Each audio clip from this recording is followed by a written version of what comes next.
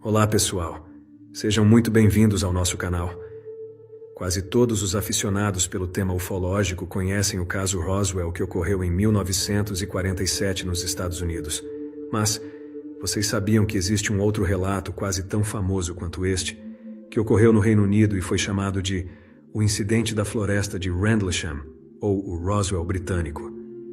Esse é um dos casos mais famosos e intrigantes de encontros com OVNIs, envolvendo militares e mensagens codificadas. Fica comigo e vem conhecer mais desse fascinante universo da casuística ufológica.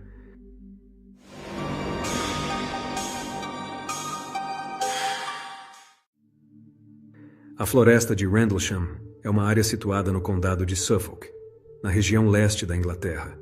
A floresta em si é uma área de grande interesse ecológico por seus pântanos, brejos e muitas árvores coníferas, e também histórico, já que ela abriga vários monumentos antigos, incluindo o Círculo de Rendlesham, um conjunto de círculos de pedra que datam da Idade do Bronze. Esses monumentos adicionam uma camada de mistério e fascínio à área, tornando-a um local popular para caminhadas e exploração. No entanto, o que realmente colocou esse misterioso local no mapa foi o incidente da floresta de Rendlesham, que ocorreu em dezembro de 1980. Este incidente envolveu múltiplos avistamentos de OVNIs por parte de pessoal militar das bases aéreas norte-americanas em solo britânico, de Bentwaters e Woodbridge, localizadas nas proximidades atualmente desativadas e que datavam da Segunda Guerra Mundial. Na época, estavam sob o comando do comandante da ala, Coronel Gordon Williams, o coronel Ted Conrad e o tenente-coronel Charles Hout. Nas primeiras horas da manhã de 26 de dezembro de 1980, testemunhas relataram luzes sobre a floresta de Rendlesham, inicialmente confundidas com um possível acidente aéreo. A nave não identificada foi detectada brevemente por um sinal no radar. It's coming this way. It is definitely coming this way. Pieces of it are shooting off. There is no doubt about it. This is weird. Watch, straight ahead off my flash right there. There it is. Hey, I see it too. What is it? We don't know, sir. So can I get some? Yeah, it's a strange, small red light.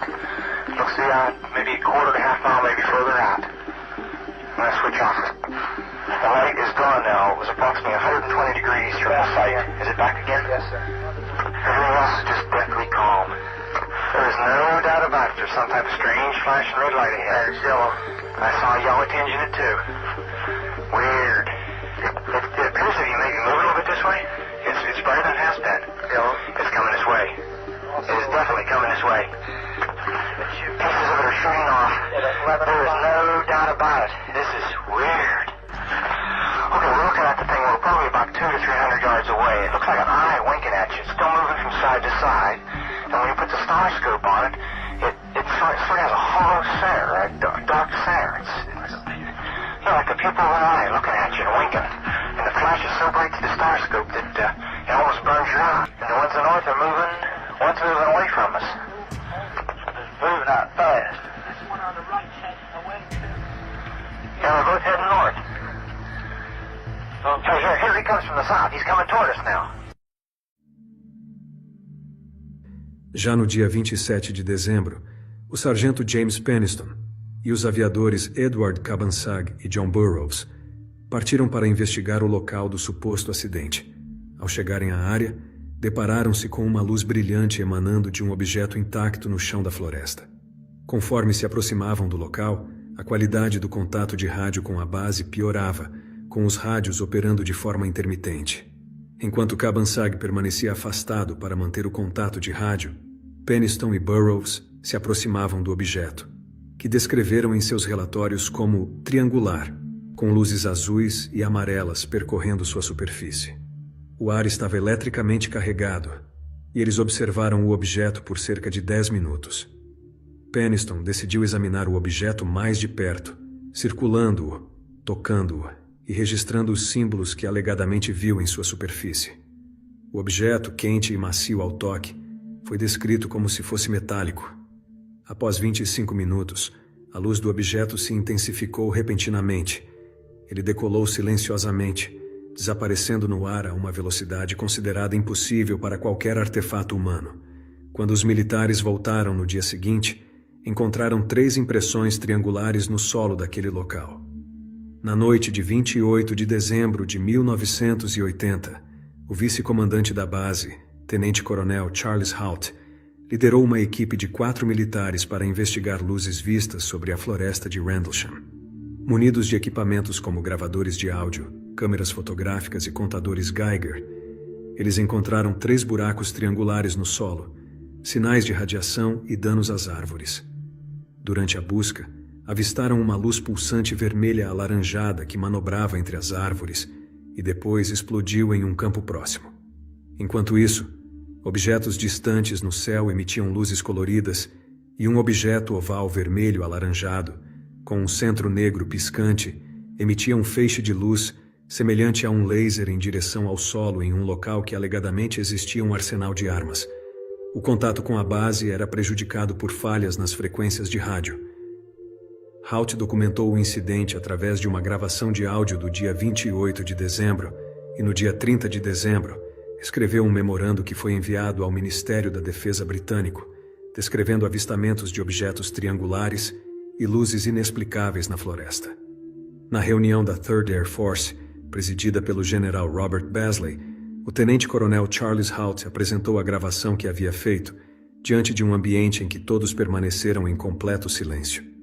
Em 1983, o memorando que ele havia redigido foi divulgado ao público de acordo com a Lei da Liberdade de Informação. E no ano seguinte, em 1984, a fita gravada também se tornou pública. Conforme descrito pelo tenente-coronel Charles Hout, agentes do Escritório de Investigações Especiais, OSI, o principal órgão investigativo da Força Aérea, estiveram na base realizando uma investigação secreta nos dias seguintes ao incidente. Esses agentes interrogaram de forma intensiva 5 jovens pilotos, considerados testemunhas-chave. Mais tarde, esses homens relataram terem sido instruídos pelos agentes da OSI a manterem-se em silêncio sob ameaça de prejudicarem suas carreiras. Se as testemunhas militares já eram consideradas de bastante credibilidade, esse caso acrescentou uma camada a mais de confiança, quando diversas testemunhas civis também relataram avistamentos incomuns durante o incidente de Rendlesham. Gordon Levitt, morador de Sudburn, descreveu um objeto luminoso em forma de cogumelo, emitindo uma luz esverdeada, que se moveu silenciosamente no céu na noite de 28 ou 29 de dezembro, entre as 19 horas e as 20 horas. Outro morador local, Jerry Harris, junto com sua esposa, testemunhou luzes brilhantes subindo e descendo sobre a floresta de Rendlesham na noite de 26 de dezembro. Harris inicialmente considerou a possibilidade de ser um avião, mas logo percebeu que o comportamento das luzes era incomum. Após observar uma delas mergulhar na floresta e posteriormente testemunhar a remoção de árvores do local por trabalhadores florestais, Harris notou uma possível correlação entre os eventos observados. No entanto, os episódios não pararam por aí, e nos anos seguintes, mais incidentes estranhos ocorreram. No final de outubro de 1983, moradores do vilarejo próximo de Hollesley testemunharam uma situação extremamente peculiar. Durante a noite, avistaram uma grande nave triangular de cor escura pairando silenciosamente sobre a área por cerca de 15 minutos. 3 luzes intensas foram observadas abaixo da nave, iluminando o solo de forma impressionante. 10 meses depois, outro encontro ocorreu sobre a própria floresta de Rendlesham. A equipe de uma aeronave de carga Britten Norman Trieslander se envolveu em uma colisão com algo desconhecido. Felizmente, os danos não foram graves, mas foram suficientes para exigir uma investigação rápida por parte da Autoridade da Aviação Civil do Reino Unido, que emitiu o seguinte comunicado no ano de 1984. A aeronave atingiu um objeto em cruzeiro. Hélice, fuselagem, proteção do motor e controle foram danificados. A aeronave estava voando em uma leve turbulência quando um solavanco foi sentido. Logo antes de descer, o motor do lado direito parou. Assim, uma abordagem e um pouso assimétricos foram executados. Durante a inspeção, foi aparente que a hélice esquerda havia atingido um objeto não identificado, jogando-o através do teto da cabine, com um pedaço saindo pela janela. Havia vários buracos na fuselagem e dano ao motor e cabos de aileron e leme. 3 pedaços de um objeto metálico estranho foram encontrados, inclusive um pequeno ímã cilíndrico. O OVNI não foi identificado. Nenhuma informação foi recebida a respeito da natureza ou origem do OVNI.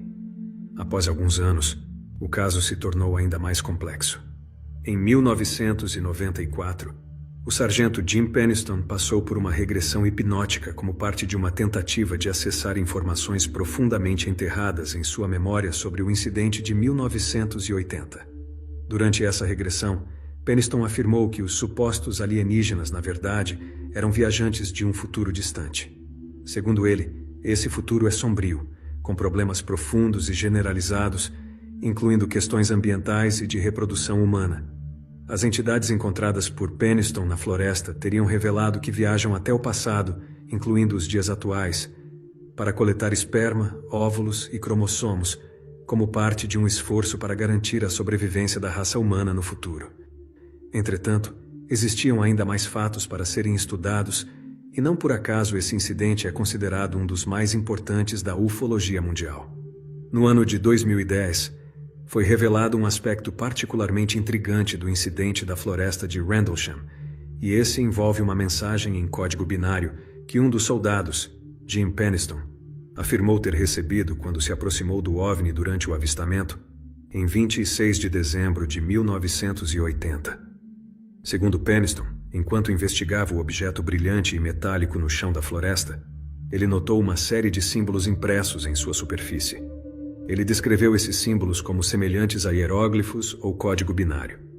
Penniston então afirmou ter tocado os símbolos e recebido uma série de impressões em sua mente, que posteriormente decodificou como uma mensagem em código binário, imagens de 1s e 0s em sua mente, que não desapareceram até que ele as escreveu mais tarde em sua casa em um caderno. Ele nunca assumiu a tarefa de tentar decifrar esses códigos, pois não tinha conhecimento suficiente para tal empreitada. Então, em outubro de 2010, ele confiou a um programador de computador 6 páginas dessa mensagem escrita à mão com a esperança de que isso pudesse ser traduzido em algo com significado. O programador transcreveu todo o código binário para o seu computador e, depois de realizar uma simples conversão, obteve a seguinte mensagem de forma resumida: exploração da humanidade contínua para o avanço planetário.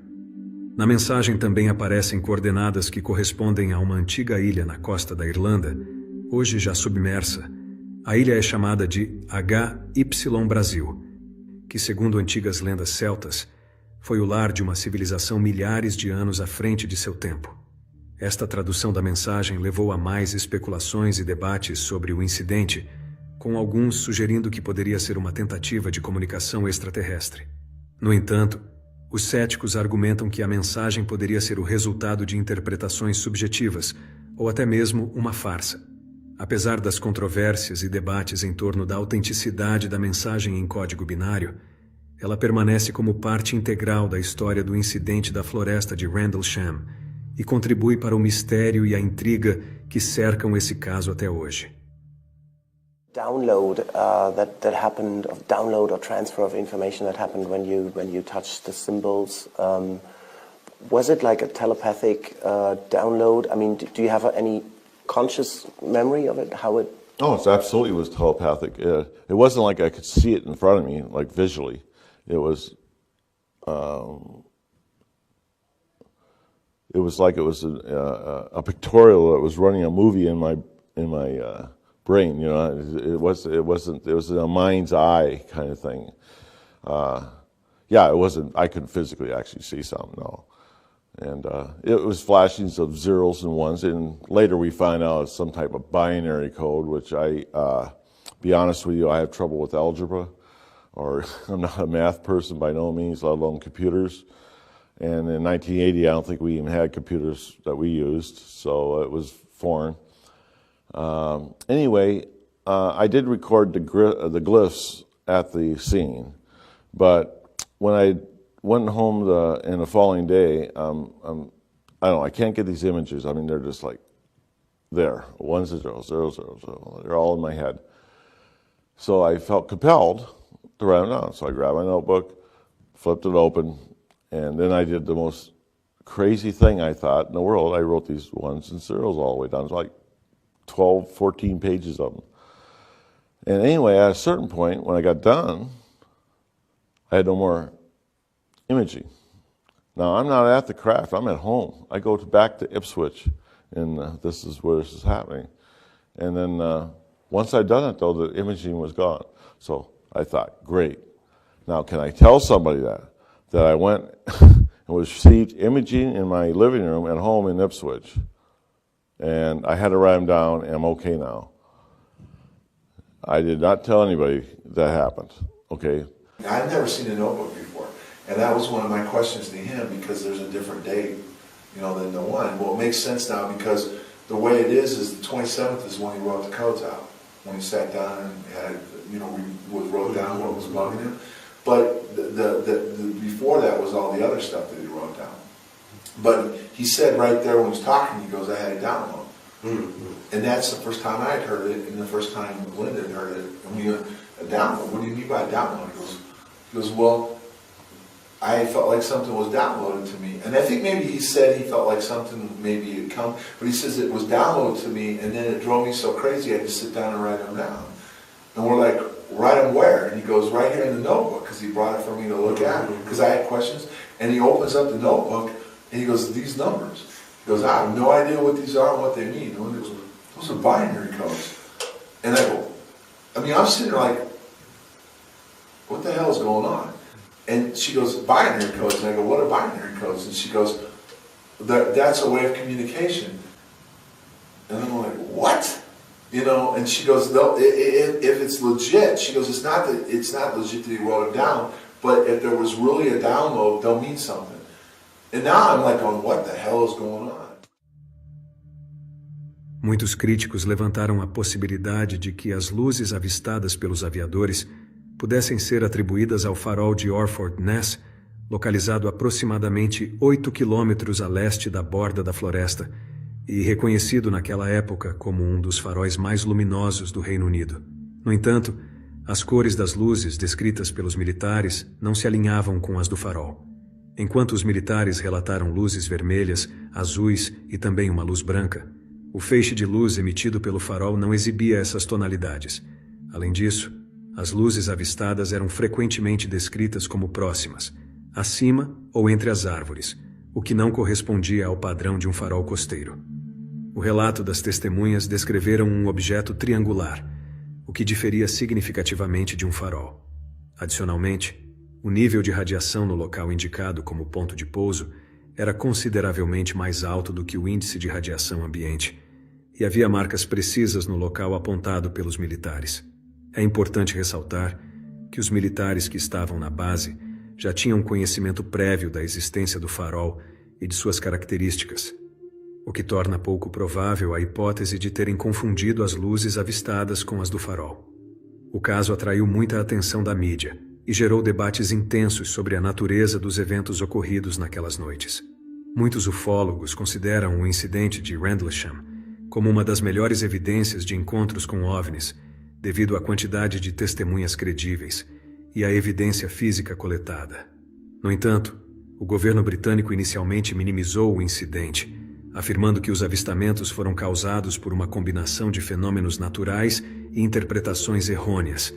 No entanto, documentos desclassificados e testemunhos de alguns dos envolvidos sugerem que ainda há muito a ser esclarecido sobre o que realmente aconteceu naquelas noites na floresta de Rendlesham.